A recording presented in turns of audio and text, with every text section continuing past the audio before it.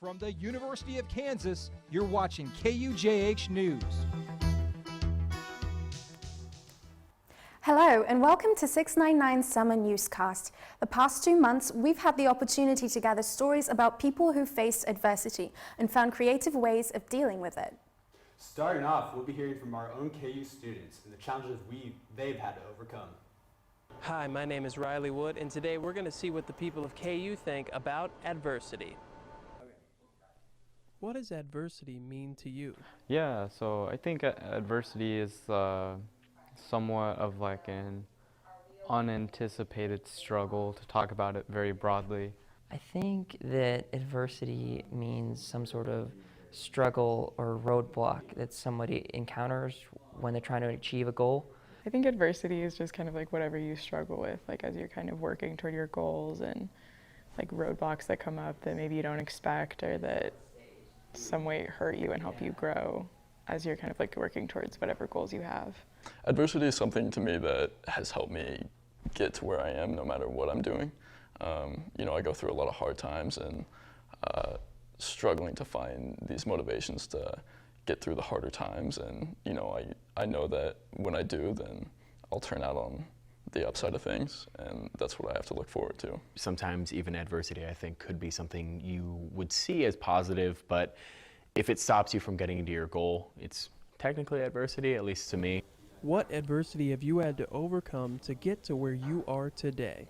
Changes in deadlines that you just weren't expecting. I would say the adversity of just, honestly, just learning on the fly. I've always dealt with like a lot of anxiety and like, you know, certain times like depression and stuff, and it makes it hard to like focus on what you want to work on and like really get to where you want to go. Photography for me takes a lot of time and practice to get good, and it took a long time for me to finally feel like I'm in a place where I can be successful doing what I'm doing. It's like there was one point where I was working 3 jobs, and like editing, working as a chef, and then being a director at Media Crossroads, but it's just throwing myself into a bunch of different things in order to overcome like a monetary adversity. Finally, if you had advice for someone who is currently dealing with adversity, what would that advice be? Be resilient, be proactive. Be willing to talk to other people to see if they have advice to give you to kind of move forward. I think you just kind of gotta like keep pushing and remember that like every day is a new day, and that, you know, no matter what happens, life just keeps going on and you can figure it out. My advice for someone who's going through adversity is just keep working hard and look for those brighter things in your future that you can hold on to, and really just look at the positives. I would say don't give up. You need to stay motivated. You have the power to fix it. You just need to believe in yourself and work it through with a sound mind. And it's not just students that face adversity. No, that's right, Chris. After surviving a head-on collision in 2013, Lawrence resident Deb Young still finds a way to take the adversity that she's been through and turn it into something positive. Reagan reports. So I was in Parsons at a meeting, and I was on my way home on 169, and a gentleman came up the wrong way on 169 and hit me head on, and this was in October of 2013. So from there, it flipped my car, spilled battery acid, etc. And I was transported to Joplin Hospital for 5 days while they stabilized me. 0% chance of survival. And then after 5 days, I was transferred to KU Med, which I stayed there until 1st of December. And then I was transferred to Denver for their expertise in amputees, because by that time I'd lost both my legs and my left arm. And then my right arm was compromised due to neuropathy. And so I stayed in Denver until April of 2014. And then I came home and started the rehab process here. The wheelchair has its advantages. You get really good spots at KU games. It's really fast to get somewhere. It also has its disadvantages. I can't get into some places that I would like to. I'm learning how to walk again. I was walking, that rehab in Denver started me walking in January of that year. And I was doing really well until that next summer, and I ended up with cancer. So then that took me down. So we are working on walking again to open a few more doors. You know, I think the biggest burden, and I'm not sure the word's burden, at least it wouldn't be from his perspective, but it's, I was a real independent woman, you know, person. Brett worked shift work at times, and I worked schools. We had 2 kids. My kids were grown, and they were out of the house by then. But everything fell to my husband. The trauma for me of almost losing my wife was the toughest thing I've ever been through, and I appreciated so much having her, and there's nothing that could have deterred that. I mean, if anything, we're stronger as a team than ever. And I absolutely appreciate having every minute. And for anybody who hasn't been through something traumatic, just appreciate.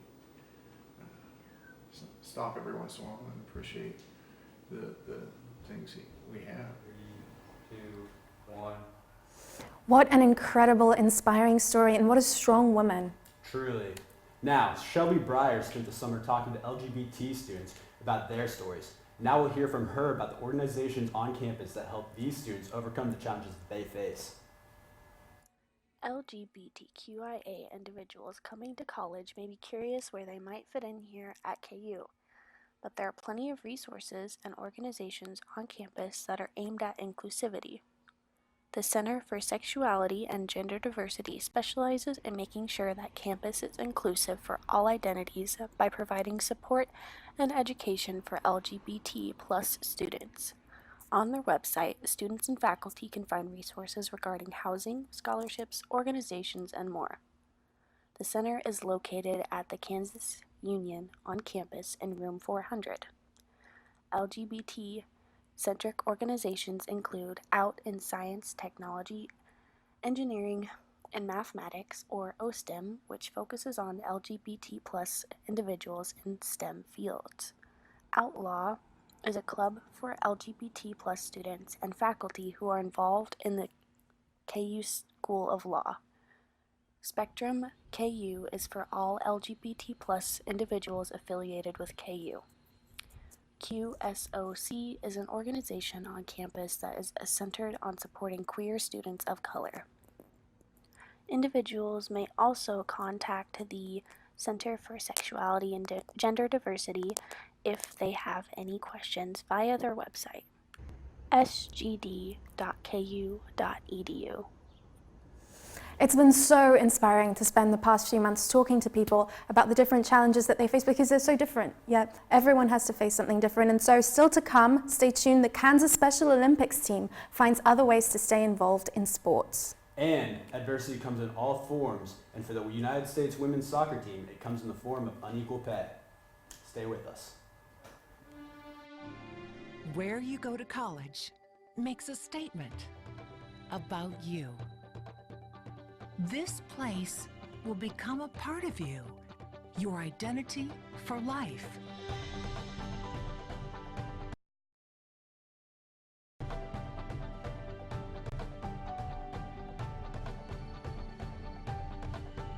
The University of Kansas, a great place to be you. As we turn to sports, we begin by taking a look at how the Kansas Special Olympics celebrates adversity on a daily basis. Chris Nilgis shows us how firsthand at Olathe Lanes East. I am with the Olathe Trailblazers Special Olympics team, where the athletes have 2 things in common: an intellectual disability and a complete enthusiasm to compete and have fun. The Kansas Special Olympics started in 1968 with 6 athletes, and last year, over 1,200 athletes participated. With the main goal of providing a year-round athletic competition, all the while empowering those individuals, I spoke to Olathe Trailblazers Special Olympics volunteer Jalen Cavill on why he thinks the program is so beneficial. I think the Special Olympics is great. Almost anyone I know has, played sports sometime in their life or been a part of a club. And I think it's a really important thing for people to feel like they're included into something. And the Special Olympics is an awesome thing of providing that inclusion to everyone, no matter what kind of disability they may live with. I started when I was in high school, and the joy that I get from going to those practices is almost unmatched. I'm always so happy when I'm there, just because the athletes are always so happy themselves, and they're always having a great time. It also gives the athletes the opportunity to show what they can do, and it's all about inclusion. Thank you. Back to you guys. Up for Kansas football have another reason to get excited for Saturdays this fall. Haley Dixon tells us why. KU fans will be able to purchase wine and beer at all home football games this upcoming season. Kansas football fans are optimistic this initiative will increase the number of fans attending games. I think a lot more are going to stay in the stadium, especially my two main watch spots before were on top of the Oriad and on the hill, because they were both places that I could have a beer while I watched the game. So now that I can go in the stadium, I'm going to do that. So looking forward to it. I think it's going to be a good idea and stuff. Probably boost up sales and stuff. And hopefully get more people in the stands and stuff. And I know Coach Miles too. Is getting more people to come back and stuff. So bring the program back. Per Kansas Athletics, the sale of alcoholic beverages will stop at the end of the third quarter. Kansas Athletics is enforcing a no re-entry system at the game. It won't be the only sporting event on campus seeing changes this fall. Jackson shows us the changes coming to Kansas volleyball this season.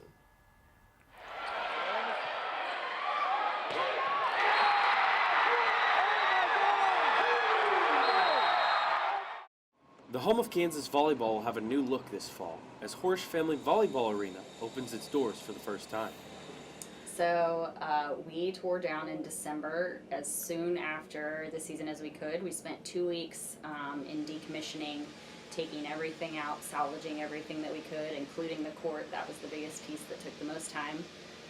But about 2 weeks, almost to the day after the season ended, we were tearing it down, and we're targeting to be finished in the middle of August, so 8 to 9 months total for the whole project. The new arena will hold around 2,400 fans, about 1,000 more than originally seated in the old Horsch seen here. It's a pretty good increase for using the same footprint and still getting the premium spaces that we wanted. That's kind of why we didn't hit that 3,000 number we had essentially put out, because we wanted those premium chair backs, which take up more space than a bleacher seat would. The new arena is set to officially open its doors on September 12th when the Jayhawks take on Morehead State in the Kansas Invitation. For KUJH Sports, I'm Jackson Schneider. I'm really excited for those volleyball games to come this fall, but one of the bigger sporting events of the summer was the Women's World Cup. The United States won their 4th World Cup title this summer, Riley, but the fight for them really isn't over. I did a story this summer on the equal pay movement, and as the team won, the fan support you'll see in this video here, they chanted equal pay, Riley. So the kind of in the theme of adversity there, you see how the fan support is working towards closing that wage gap. Yeah, and it's kind of a big issue.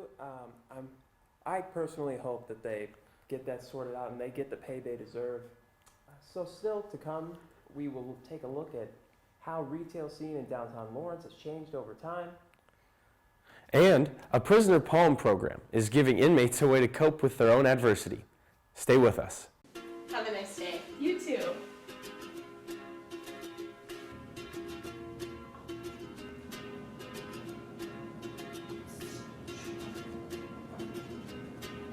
Have a great day. Thanks. You too.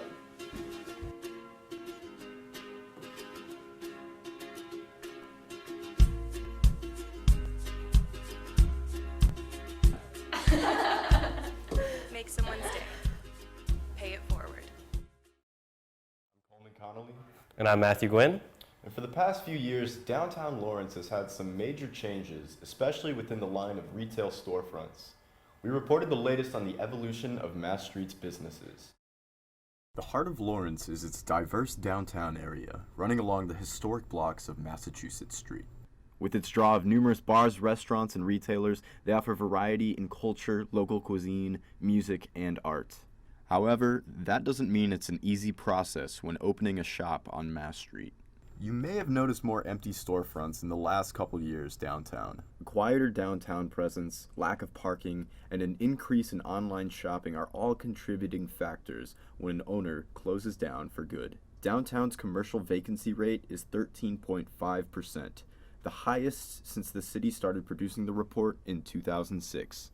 Matthew Basinger, manager of Blade and Timber, says, "In identifying the problems that come up with some of the events that happen downtown, I think we can all work together to create better solutions of how the downtown businesses can continue to work together to keep downtown as the core of this amazing town. It is important that city leaders, landowners, and business owners can look at it from a standpoint that meets the needs of everybody." Very cool stuff, Coleman. Now, I know you had the chance to visit another business downtown. Can you tell us more about that? Absolutely, yeah. No, it's a relatively new store on Mass Street, but they hosted an event last month that pretty much touched the hearts of fans of this old hit TV show. You can check it out.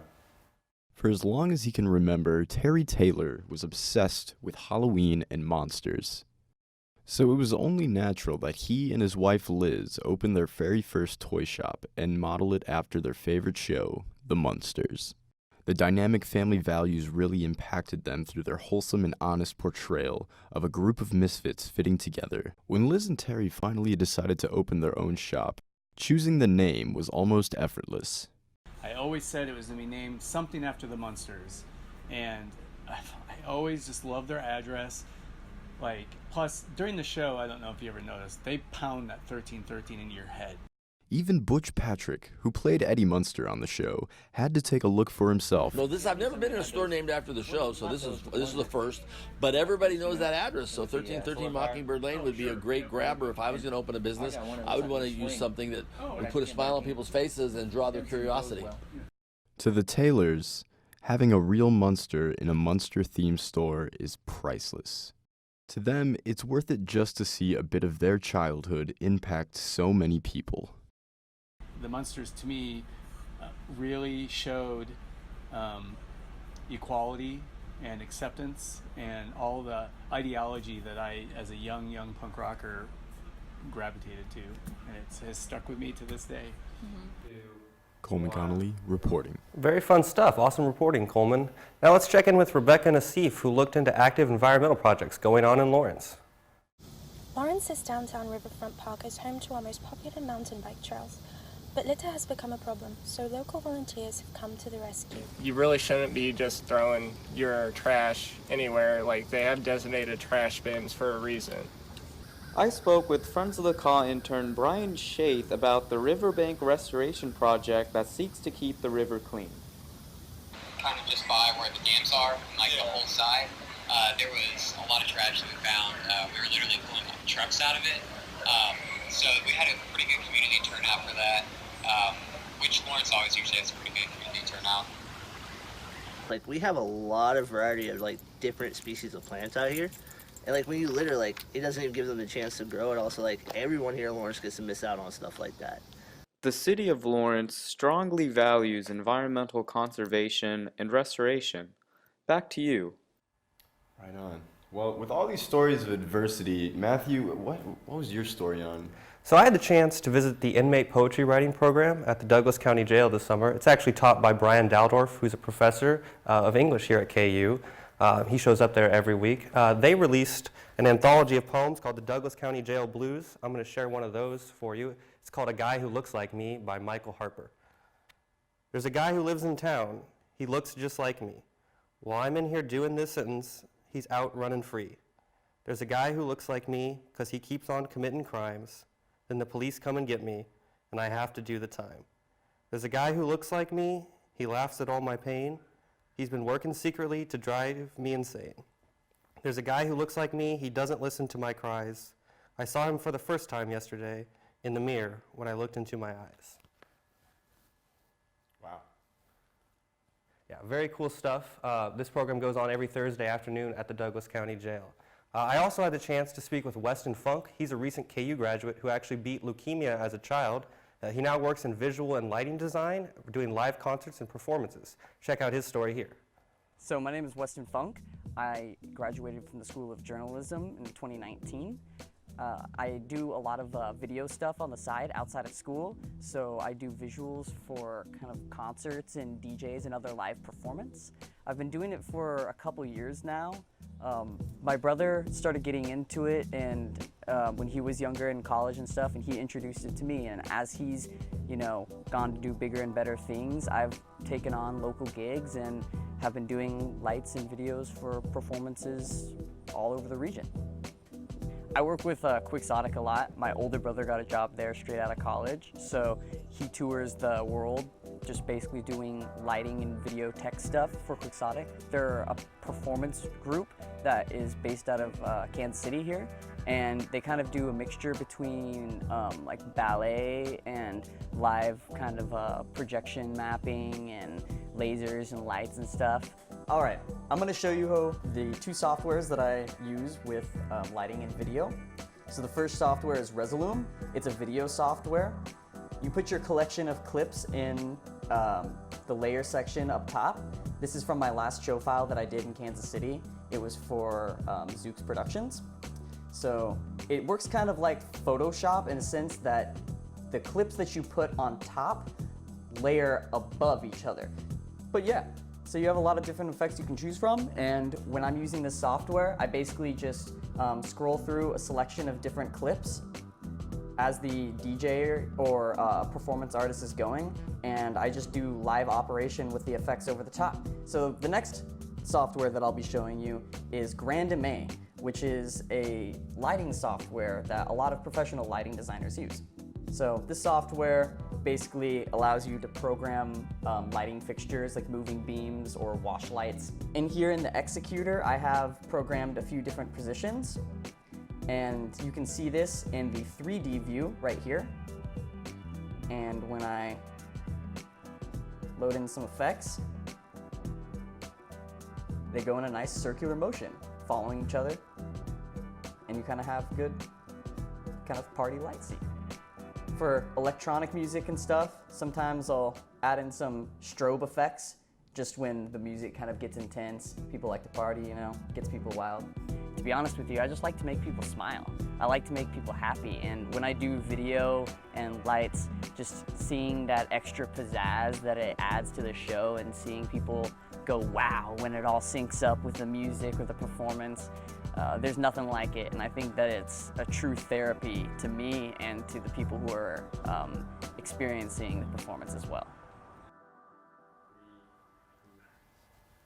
That's awesome. I actually had no idea how that stuff kind of worked, but seeing that there, that's... Yeah, the behind the scenes is very cool to see. I don't think I could do anything like that. No, way over my head. Yeah. Anyway, still to come, we've got a lot of stuff. Yeah, with all the changes that are happening here on campus, we will take a look at how the construction is coming along for the new journalism building. Stay with us.